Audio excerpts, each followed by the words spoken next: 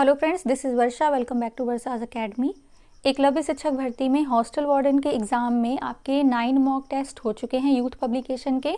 आज हम 10th करा रहे हैं और ये लास्ट है। इसकी प्लेलिस्ट बनी हुई है, आप सभी वहाँ से देख सकते हैं। ओके, एंड कल आपको इसकी PDF भी प्रोवाइड करा दी जाएगी विद आंसर्स। ओके, तो स्टार्ट करते हैं वीडियो। सिर्फ आंसर्स हम लेंगे यहाँ पर कि सुंदरम बालाचंदर निम्नलिखित में से किस वाद्य यंत्र के मुख्य वादक रहे हैं? तो ये वीणा के रहे हैं। ठीक है, नेक्स्ट है सिखों के प्रसिद्ध त्यौहार वैशाखी हर साल किस महीने में मनाया जाता है? ये अप्रैल में। और सुंदर बालाचंदर ये किस वाद्य यंत्र से के मुख्य वादक रहे हैं? वीणा के। ओके, 2 हो गए। नेक्स्ट है 3 क्वेश्चन। किसी भौतिक राशि के अंकीय मान को क्या कहा जाता है? तो परिणाम कहते हैं। भारतीय सुदूर संवेदन संस्थान की स्थापना कहाँ हुई है? ये देहरादून कहाँ है? उत्तराखंड में। ओके, नेक्स्ट है क्वेश्चन नंबर 5। मंत्रिपरिषद की वास्तविक कार्यकारी शक्ति किसमें निहित होती है? तो ये होती है प्रधानमंत्री में। 1840 में जाति उन्मूलन के क्षेत्र में कार्य करने के लिए परमहंस मंडली की स्थापना की गई। तो ये कहाँ की गई परमहंस मंडली की स्थापना? बॉम्बे में की गई है। 1840 सन याद रखिएगा। और किस लिए की गई है? तो जाति उन्मूलन के क्षेत्र में कार्य करने के लिए। ओके, नेक्स्ट है क्वेश्चन 7। भारतीय अर्थव्यवस्था के संदर्भ में योजना बनाने के लिए लक्ष्य के रूप में आधुनिकीकरण का उद्देश्य नहीं था। ठीक है, मॉडर्नाइजेशन का क्या लक्ष्य नहीं था, क्या उद्देश्य नहीं था? तो पश्चिमी जीवन शैली अपनाना ये उद्देश्य बिल्कुल नहीं था। ओके, कितने भारतीय राज्य बांग्लादेश के साथ अपनी सीमा साझा करते हैं? तो ये 5 राज्य हैं। ठीक है, मैप ज़रूर देखा करिए जो भी एग्ज़ाम की तैयारी कर रहे हैं। क्वेश्चन 9 है कि एक साइड में बीमारियां लिखी हैं और एक साइड में किसकी कमी से वो बीमारियां होती हैं, ये बताना है। तो क्वाशीरकोर जो है ये प्रोटीन की कमी से बीमारी होती है। हड्डियां कैल्शियम की कमी से। एनीमिया क्यों होता है? आयरन की कमी से होती है। और घेंगा जो होता है आयोडीन की कमी से। ओके, तो ऑप्शन डी यहाँ पर राइट है। क्षोभ मंडल की औसत ऊंचाई कितनी है? क्षोभ मंडल सबसे निचली परत होती है और ये 13 किलोमीटर इसकी ऊंचाई है। देखिए क्वेश्चन नंबर 11 जो है ये आप लोग होमवर्क करिएगा। ओके, नेक्स्ट है क्वेश्चन नंबर 12। कर्मचारी BRGAM के वेतन की तुलना एक दूसरे के संबंध में दी गई है। M को A और G से अधिक वेतन मिलता है। ठीक है, तो M जो है इसको A और G से अधिक वेतन मिलता है। R का वेतन 3 व्यक्तियों से कम है। तो ये 3 व्यक्ति हैं, इनसे हम R का वेतन कम रख रहे हैं। और बोल रहा है कि B का वेतन सबसे कम है, तो जो B है ये सबसे लास्ट में आ जाएगा। तो क्वेश्चन है कि दूसरा न्यूनतम वेतन किसका है? तो पहला न्यूनतम वेतन B का है और दूसरा किसका है? R का। तो राइट ऑप्शन यहाँ पर क्या हो जाएगा? R हो जाएगा। ओके, नेक्स्ट है यदि A का कोड प्लस है, B का कोड मल्टीप्लाई है, C का कोड डिवाइड है, D का कोड माइनस है, तब ये संख्या लिखी हुई है देखिए 18। तो A का कोड कितना है? प्लस है। B का कोड कितना है? मल्टीप्लाई है। ठीक है, C का कितना है? डिवाइडेड है, डिवाइडेड 16 और B मल्टीप्लाई 4 और D का कितना बताया था? -21। ये हम यहाँ नीचे लिख रहे हैं। तो एक चीज़ नोटिस करिए कि अगर हम 4 का 2 का 16 में, ये काफ़ी लंबी कैलकुलेशन हो जाएगी, तो उसको सॉर्ट करने के लिए पता क्या करना होगा कि 8 + 6 मल्टीप्लाई 2 डिवाइडेड बाई को हम ऐसे भी लिख सकते हैं ना, 4 - 21। ठीक है, इस तरह भी इसको लिख सकते हैं। तो देखिए 4 4 × 24, 2 से इस 4 को काटेंगे तो 2 आ जाएगा और 2 से 6 को कट करेंगे तो कितना आ जाएगा? 3 आ जाएगा। तो हमारी संख्या क्या रहेगी? 8 + 3 - 21। ठीक है, इतना रह गया है। अब 18 और 8 नहीं है, 18 है। 18 को जब 3 में प्लस करेंगे तो 21 - 21 आंसर कितना आ गया? 0 आ गया। ये जैसे जैसे हम बोल रहे हैं आप लोग भी करिएगा। यहाँ पर 8 नहीं 18 है, तो आंसर कितना आया? 0 आया है। ओके, तो राइट ऑप्शन क्या होगा इसका? 0। बिल्कुल सेम इसी की तरह ये नेक्स्ट आपका 14 क्वेश्चन है, इसको भी आप लोग घर पर करिएगा। नेक्स्ट है 15। निम्नलिखित शब्दों में से वह शब्द चुनिए जो दिए गए शब्द के अक्षरों का प्रयोग करके नहीं बनाया जा सकता। तो देखिए जी तो लिखी हुई है लेकिन यू नहीं दिया है। ये जितने अल्फ़ाबेट है इनमें यू नहीं है, तो ऑप्शन नंबर ए इसका सही है। निम्नलिखित शब्दों में से एक तार्किक और अर्थपूर्ण क्रम में व्यवस्थित करें।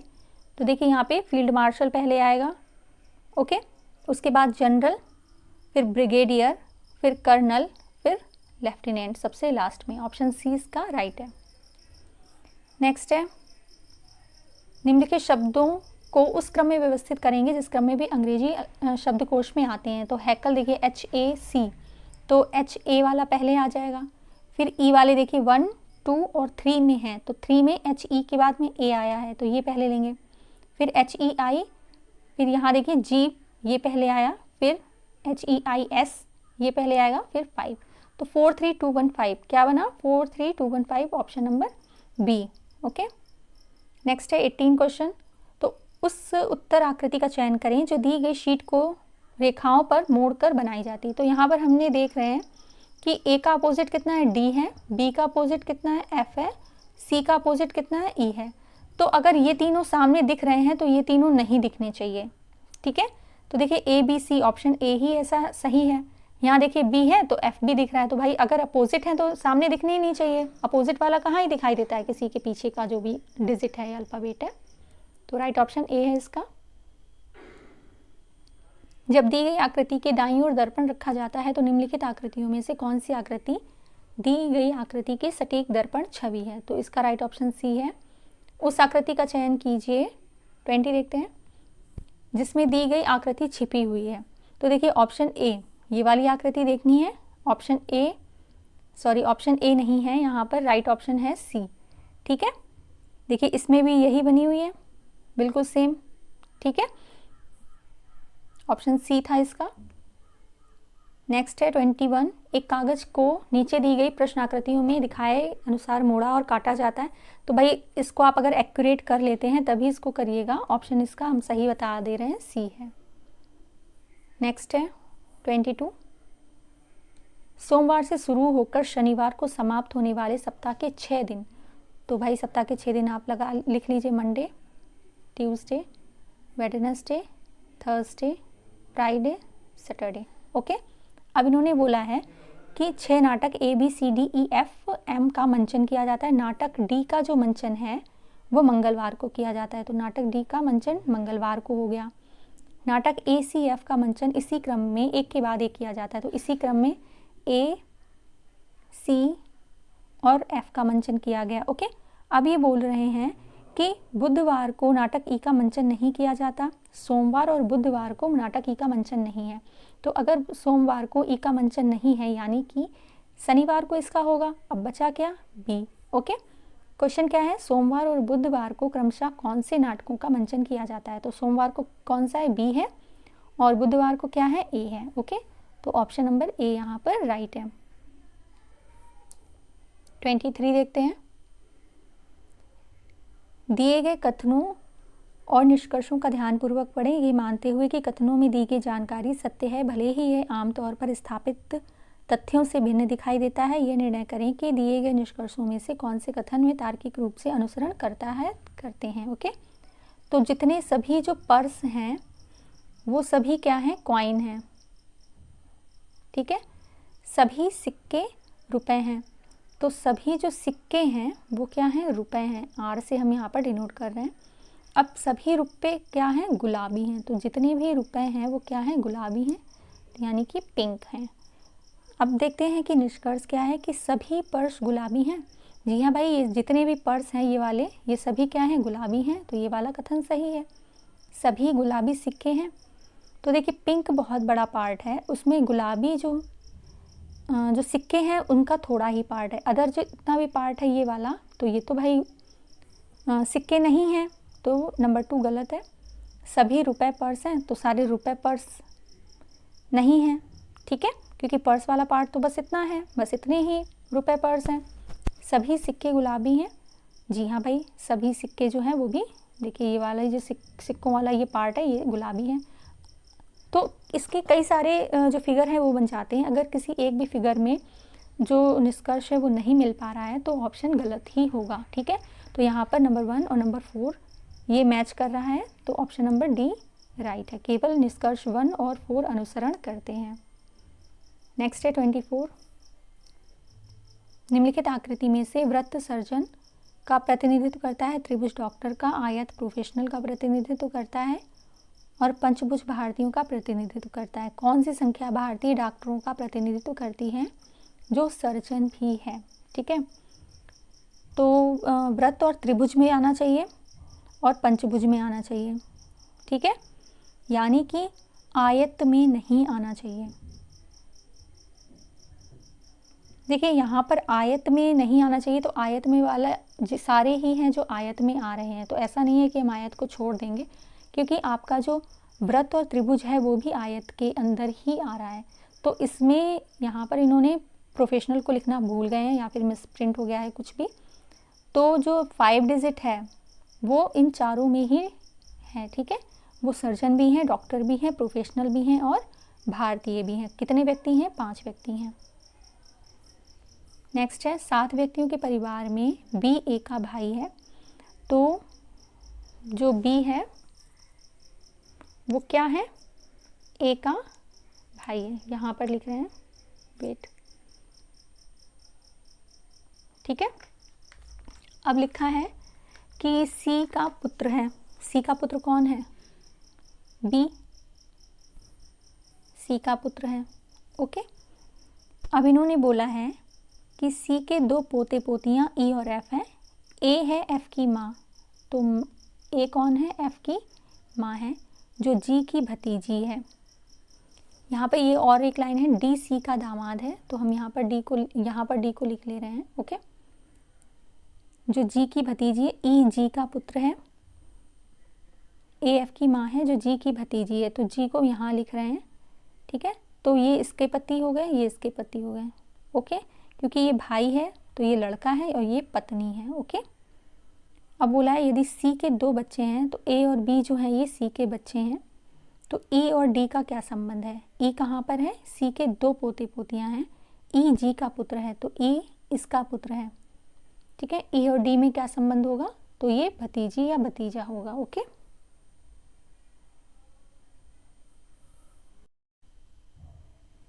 नेक्स्ट है, गगन ने अमित की तस्वीर की ओर इशारा करते हुए कहा, गगन ने अमित की तस्वीर की ओर इशारा करते हुए कहा कि उसकी बहन की माँ का पति, यानी कि अमित की बहन की माँ का पति। ठीक है, मेरी बेटी यानी कि गगन की बेटी की माँ, तो माँ कौन हो गई भाई? गगन की वाइफ हो गई। मेरी बेटी की माँ के पति, तो ये तो गगन ही हो गया, का पिता है। ठीक है, तो ये पिता हो गया जो पति था माँ का। अब बोल रहे हैं अमित और गगन में क्या संबंध है, तो अमित और गगन ये पति के ही दोनों बेटे हो गए, तो भाई का संबंध हो गया इनमें। ओके,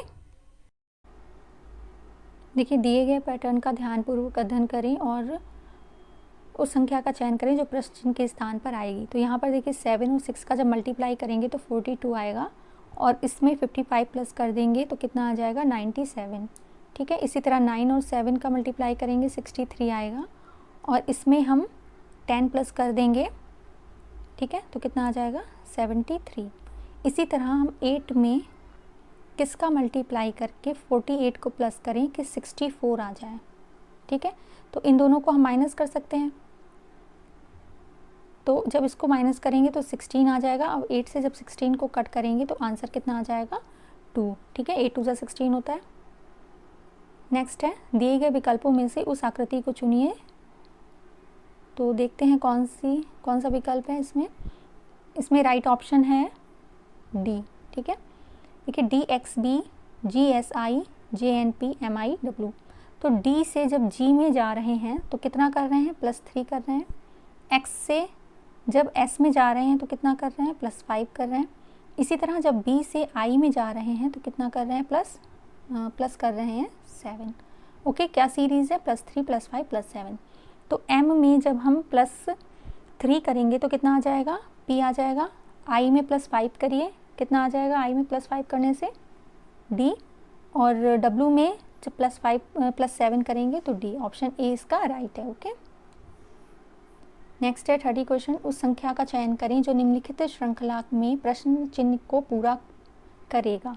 ठीक है, इसका राइट ऑप्शन 232 है। अब आईसीटी के क्वेश्चंस देखते हैं। एक फाइल की सामग्री को दूसरे में विलीन करने के लिए किया जाने वाला कमांड कौन सा है? तो अपेंड है। नेक्स्ट है सूचना प्रौद्योगिकी के संदर्भ में ASCII का पूर्ण रूप क्या है? तो American standard code for information interchange. ठीक है, राइट ऑप्शन यहाँ पर बी है। 33 है कंप्यूटर विज्ञान के आमतौर पर इस्तेमाल किया जाने वाला संक्षिप्त नाम ISP की जो फुल फॉर्म है वो क्या है? तो internet service provider, option A. यदि किसी फाइल नाम में डिफ़ॉल्ट प्रत्यय सफिक्स XLS हो तो फाइल की सामग्री क्या होगी? तो यह एक स्प्रेडशीट है। ओके,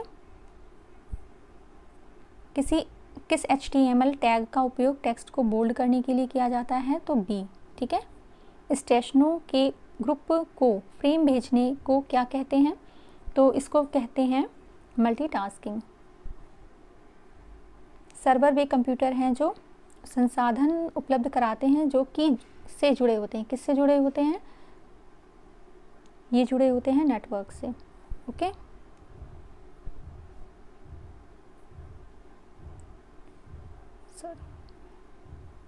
नेक्स्ट है आपका वर्ड। निम्नलिखित में से किस प्रोग्राम सॉफ्टवेयर का प्रयोग वर्ड डॉक्यूमेंट बनाने में नहीं किया जाता? तो एडोब एक्रोबेट रीडर का प्रयोग नहीं करते हैं। नेक्स्ट है 39, कंप्यूटर के ऑन होने पर ऑपरेटिंग सिस्टम को कंप्यूटर की रैंडम एक्सेस मेमोरी में लोड करने की और फिर इसे उपयोगकर्ताओं द्वारा एप्लीकेशन रन कराने के लिए प्रयोग करने की प्रक्रिया को कहा जाता है? तो क्या कहते हैं? बूटिंग कहते हैं। निम्नलिखित में से कौन सी बाइनरी संख्या 1 और 0 की होती है? तो इसमें ऑप्शन नंबर ए है। ओके, नेक्स्ट है 41, जानकारी के लिए खोज और प्राप्त जानकारी की कंप्यूटिंग करने की सुविधा क्या देता है? तो ये देता है, बताइए। 41 में क्वेरी लैंग्वेज है। ओके, कंप्यूटर का जनक किसे माना जाता है? चार्ल्स बेबेज को माना जाता है। निम्नलिखित में से एक पोर्टेबल डिवाइस नहीं है? तो डेस्कटॉप कंप्यूटर पोर्टेबल डिवाइस नहीं होती है। 44, निम्नलिखित में से किसमें जो भी फाइल फोल्डर एक्सेस किया जा सकता है उसे मार्क करते हुए पूरे फाइल सिस्टम से गुजरना पड़ता है? तो ये है गार्बेज कलेक्शन। ओके,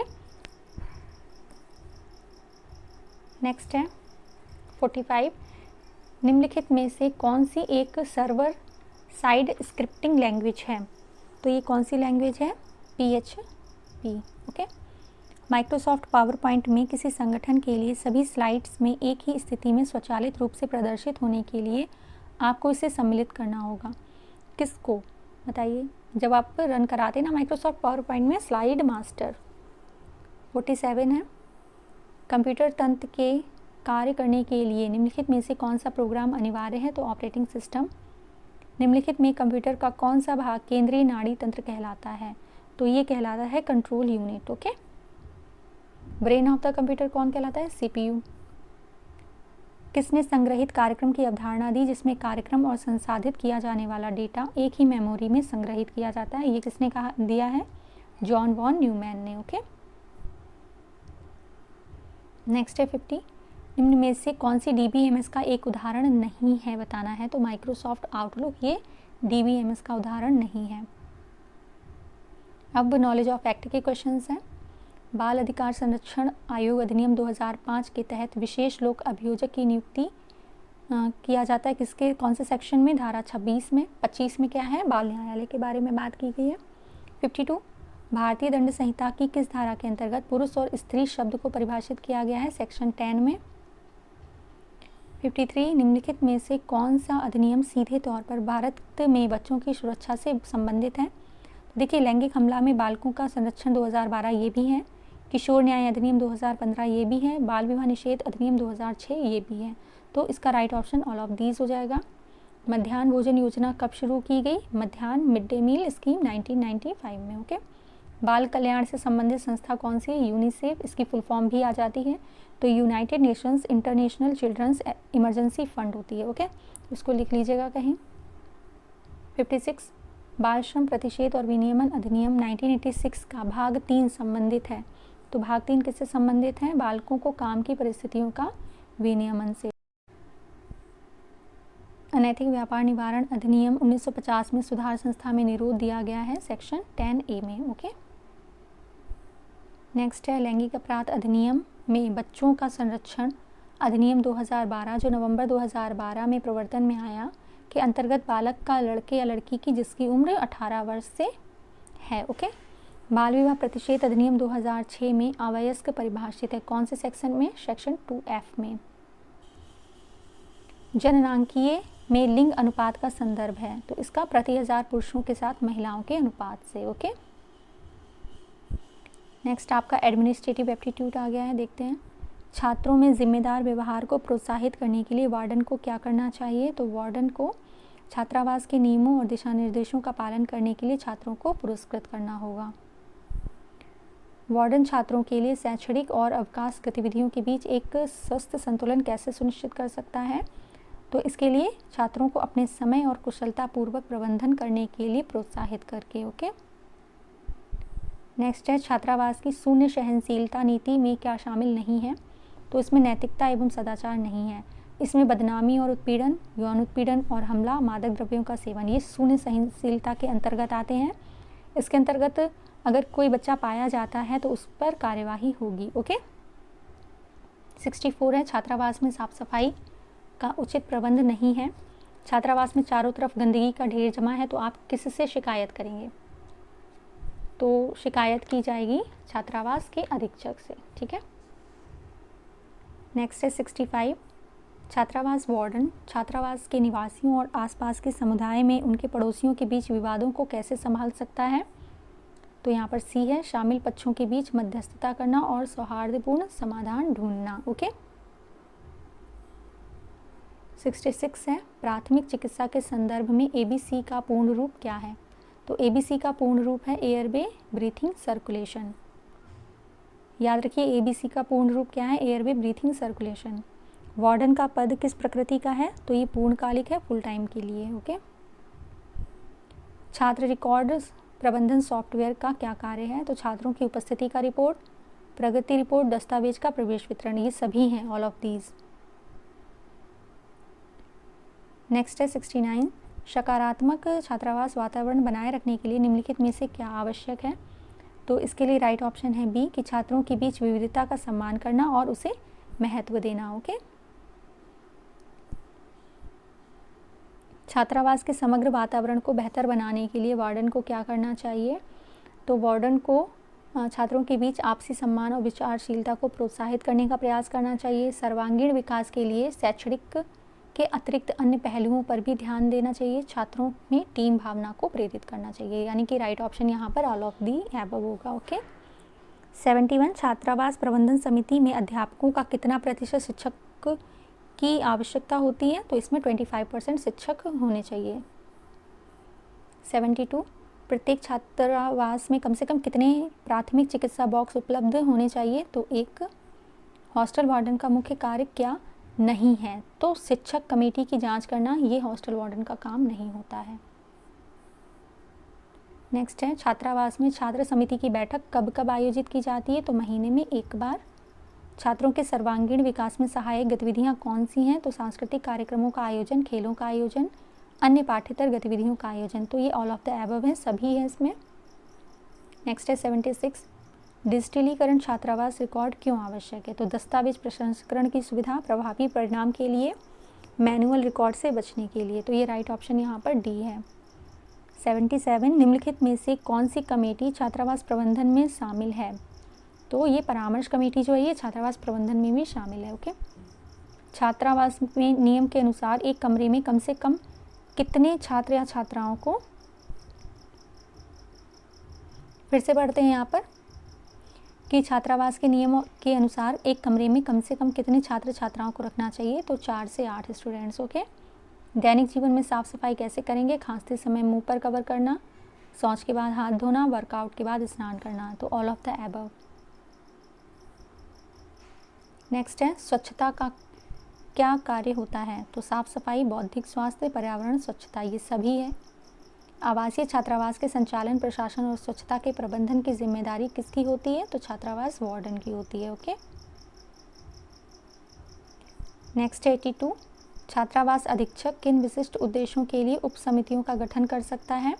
तो अनुशासन बनाए रखने के लिए, साफ सफाई एवं स्वच्छता के लिए, विभिन्न दिशा निर्देशों के निर्माण हेतु। ठीक है, ऑल ऑफ द एबव होगा इसका राइट ऑप्शन। एक छात्रावास वार्डन द्वारा छात्रों की हाजिरी दिन भर में कितनी बार ली जानी चाहिए? 2 बार। ओके, सुबह और शाम को। नेक्स्ट 84, अपशिष्ट व खपत को कम करने के लिए किस प्रकार की सामग्रियों का प्रयोग होता है? तो स्थायी वस्तुओं का प्रयोग। ओके, खाद्य भंडारण संरक्षण संबंध में निम्नलिखित में से कौन सा वाक्य सत्य है? तो इसमें देखिए कौन सा वाक्य सत्य है। प्रत्येक खाद्य प्रकार में एक संभावित भंडारण जीवन होता है या भंडारण वितरण के दौरान भोजन को मिलने वाले यांत्रिक दुरुपयोग में इसकी भंडारण स्थिरता प्रभावित नहीं होती। तो इसका जो राइट ऑप्शन है वो ए है। ओके, हॉस्टल वार्डन का मुख्य कार्य क्या है? हॉस्टल की देखरेख करना, छात्र छात्राओं के खाने पीने की चीज़ों का ध्यान रखना, हॉस्टल के टाइम टेबल की देखरेख करना, ऑल ऑफ द एबव। ठीक है, राइट ऑप्शन यहाँ पर डी है। छात्रावास वार्डन का मुख्य कार्य क्या है? छात्रावास कर्मचारियों की नियुक्ति, विद्यार्थियों को अध्यापन करना, सफाई कर्मचारियों का वेतन भत्ते देना, छात्रावास का नियमित निरीक्षण व मूल्यांकन करना। तो इसका राइट ऑप्शन यहाँ पर डी है। ओके, मुख्य कार्य यही है।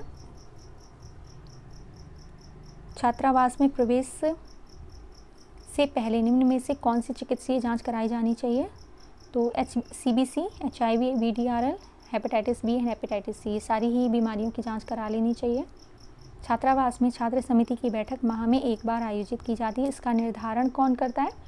तो निर्धारण करता है हॉस्टल वार्डन। ओके,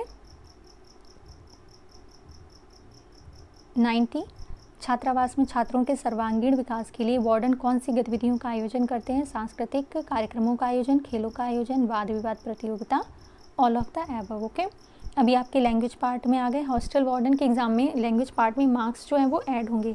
ठीक है, अभी भी काफ़ी बच्चों को यही कन्फ्यूज़न है कि सिर्फ क्वालिफाइंग लाने हैं। अंधे के हाथ बटेर लगना यानी कि अपात्र को बड़ी सफलता मिलना। द्वंद्व समास में कौन सा पद प्रधान होता है? तो दोनों पद प्रधान होते हैं। दो निकटवर्ती वर्णों में परस्पर मेल से जो परिवर्तन होता है उसे क्या कहते हैं? संधि कहते हैं। निम्न में से कौन सा पीछे चलने वाला शब्द समूह हेतु एक शब्द है? तो ये अनुगत है। कौन सा शब्द अनीक का पर्यायवाची है? सेना का। आविर्भाव का सही विपरीतार्थक शब्द? तिरोभाव। ठीक है, जिन्होंने भी वन टॉपिक वन वीडियो की क्लास ली है उनको ये संधि समास और ये जो आपके विलोम पर्यायवाची हैं ये ईजिली समझ में आ गए होंगे। निम्नलिखित में से किस वाक्य में सर्वनाम का प्रयोग हुआ है? तो मैं कल दिल्ली जा रहा हूँ, तो इसमें मैं जो है ये सर्वनाम है। निम्नलिखित में शुद्ध शब्द कौन सा है? तो जिजीविषा। किसी कार्य को करने या होने का बोध कराने वाले शब्द क्या कहलाते हैं? क्रिया कहलाते हैं। ठीक है, पयोधी संधि का विच्छेद करना है तो पया धन धी, ऑप्शन ए 100 का सही है। नेक्स्ट है 101, the birds eye view. The birds eye view का मतलब होता है कि सरसरी नज़र से देखना, द क्यूरियसी लुक। ठीक है, idiom phrase a child's play, मतलब ऐसा काम जो बहुत सरल है, बच्चे ने भी कर लिया। ओके, बच्चों के खेलने वाले काम, तो something that is very easy. Select the incorrectly word, तो यहाँ देखिए एक्नॉलेज में नॉलेज की स्पेलिंग गलत है। नॉवेल का एंटोनियम बताना है, तो नॉवेल मीन्स क्या होता है? नया, अनोखा। ठीक है, ओल्ड मीन्स क्या होता है? पुराना।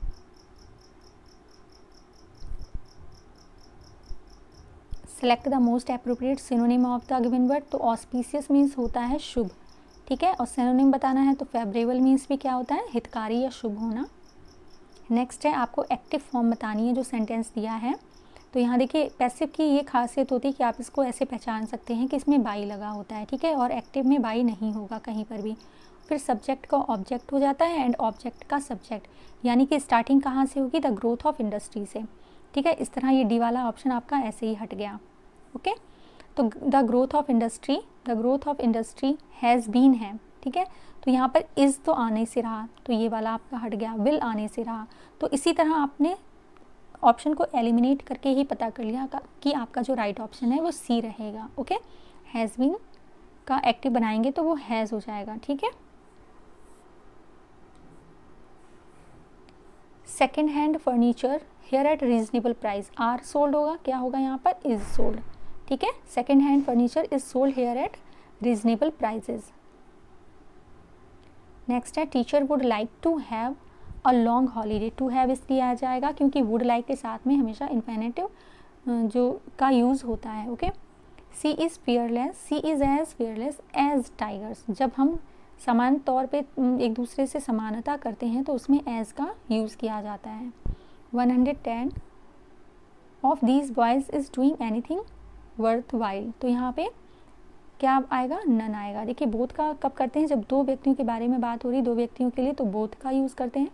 ईच, जब दो या दो से अधिक लोगों की बात कर रहे हैं जिनमें प्रत्येक की बात की जा रही हो, सभी की बात मतलब प्रत्येक, ठीक है, तो ईच आएगा। आइदर, जब एक सिर्फ एक के बारे में बात की जा रही हो तो आइदर आता है। पृथ्वीराज रासो किस काल की रचना है, तो ये आदिकाल की है और इसको लिखा किसने है, चंद-बरदाई ने। अमीर खुसरो का वास्तविक नाम क्या है, अबुल हसन है। ओके। पीपर पात सरिसमंडोला, पीपर पात इसमें क्या है, तो ये पीपर पात इसमें है उपमान। अनुष्टुप क्या है, इसमें एक छंद है। साहित्य में रस का क्या अर्थ है, साहित्य से मिलने वाली आनंद अनुभूति। संधि के कितने भेद होते हैं बताइए, संधि के 3 भेद होते हैं, स्वर, व्यंजन और विसर्ग। अनुरूप में कौन सा समास है, तो रूप में अनु अवयव लग गया है तो वहाँ पर अवयवी भाव समास होगा। नेक्स्ट है, वर्णों के कितने भेद होते हैं, तो वर्णों के 2 भेद होते हैं, स्वर और व्यंजन। देखिए इनमें से कौन सी पुल्लिंग नहीं है, तो वायु चल रही है। सेंटेंस बना लीजिए, तुरंत पुल्लिंग स्त्रीलिंग पता चल जाता है, ठीक है। स्त्रीलिंग शब्द अलग करना है तो हरकत हुई, उसके साथ ऐसी हरकत हुई, ठीक है, तो स्त्रीलिंग हो जाएगा। तो ये 120 क्वेश्चंस थे आपके। टोटल 10 मॉक टेस्ट हो गए हैं, प्लेलिस्ट बनी हुई है तो वहाँ पर आप सभी देख ज़रूर लीजिएगा। एंड चैनल को ऐसे ही सपोर्ट करते रहिए और ज़्यादा से ज़्यादा शेयर करिए। Thank you so much for watching.